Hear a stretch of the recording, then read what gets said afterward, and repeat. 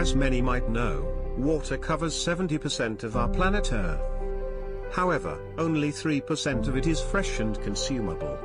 Today, billions of people still encounter the problem of water shortage, and thus resulted in consuming unhygienic water in desperate measures. Waterborne illnesses and diseases such as typhoid fever aroused when men started consuming untreated water. Due to climate changes such as global warming, rivers and lakes are seen to have dried up. Weather patterns are constantly changing, causing droughts and water shortage, but floods in some areas. Although water might be a natural resource, we must learn to cherish it before it becomes limited. Let us refer back to a concern faced in Yunnan, China. After 8 months without training, Yunnan province is experiencing drought and extremely serious water shortage. More than 20 million of people are affected and millions of acres of cropland are too dry to plant. Rivers have dried up and the villagers have to draw water from the ponds. As a result, people are resorting to using water, even from fish ponds, for cooking. School students get too thirsty, to the point that they took mouthfuls of unprocessed pond water, and became sick, vomiting, and had diarrhea. Power generation has also been cut down by 30%, as the province largely relies on hydropower and water flow in the Langkang River, which was drying up. Witnessing the devastating state the people are going through, Nongfu Spring Company, a bottled water producer in Zhejiang, donated US $1.9 million worth of bottled water to the province affected by the drought. However, that averages to only 600 milliliters a day per person, very much below the daily requirement for water intake. The drought has been said as the worst in 60 years, affected other provinces such as Sichuan and Guizhou, which caused many lives and businesses to be lost. Prime Minister Wen Jiabao paid a 3-day trip down to Yunnan, pledging governmental aid, and advocated water conservation efforts. Even in Singapore, it has always been facing water management challenges, as the country is densely populated with 5.6 million people, across an area of 680 square kilometers. With the lack of natural resources, the only source of water came from the reservoirs. As the country progresses, the government explored different options of obtaining water, and thus introduced their 4 national taps. The first national tap is known as water from local catchment. Rainwater is collected via a network of drains, canals, and rivers, which is then channeled to the reservoirs, before being treated. Since 2011, Singapore has 17 reservoirs, with the completion of the Marina, Punggol, and Serangoon Reservoir. Next, imported water. Under 2 bilateral agreements, Singapore had to import water from their neighboring country, Malaysia. This method has aided Singapore to curb water shortages issues, but it would not be permanent. The first agreement has expired in 2011, and the second will expire in 2061. The third national tap is known as New Water. By purifying the reclaimed water produced from treated used water, New Water is ultra-clean and safe to drink as it is treated using advanced membrane technologies and ultraviolet disinfection. Presently, the 4 New Water plants are sufficient to supply up to 30% of the nation's current water needs. By 2060, New Water is foresighted to meet up to more than half of Singapore's water demand. Lastly, desalinated water.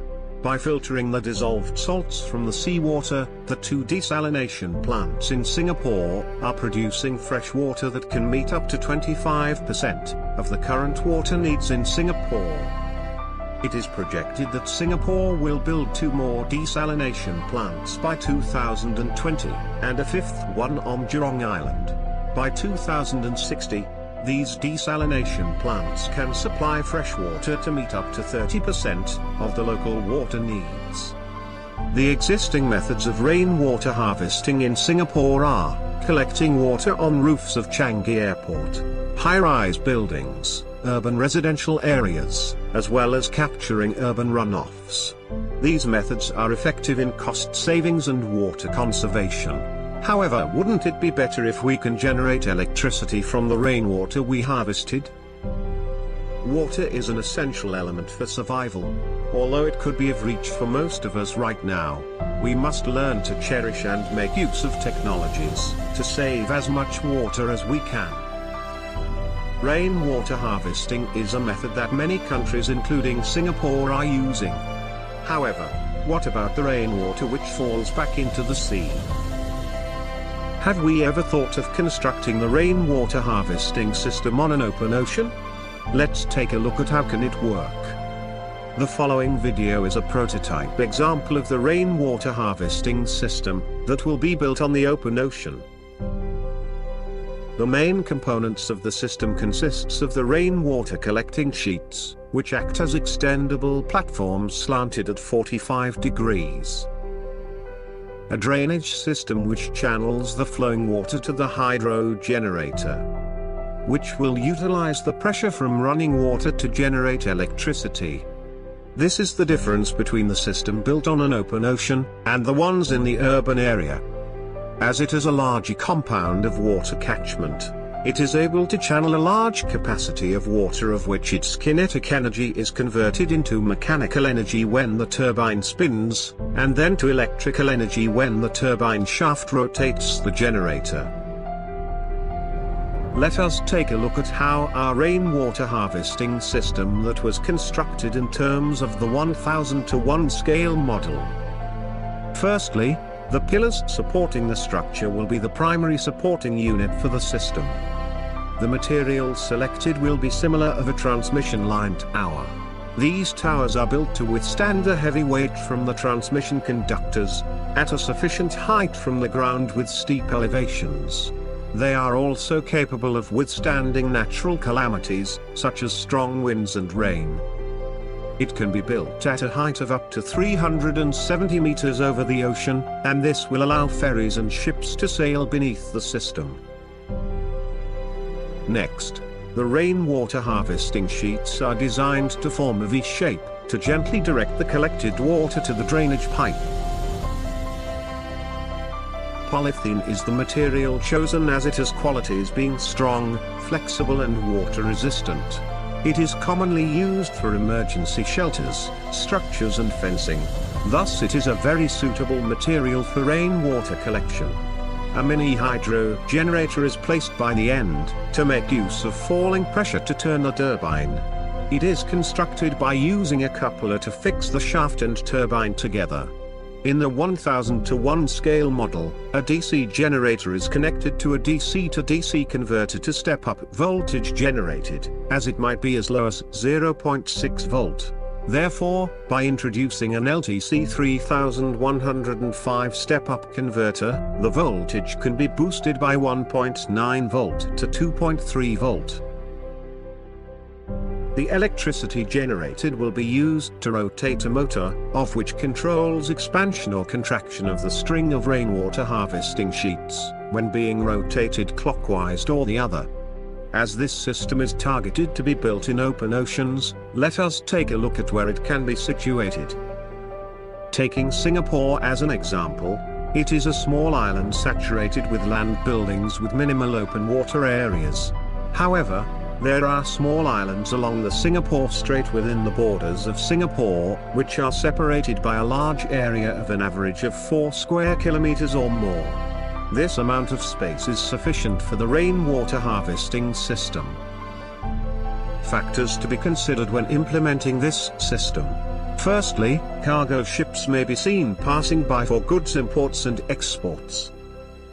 Next, military exercises are also conducted at the islands, and therefore, A clearance from the country's government has to be issued before introducing any infrastructure.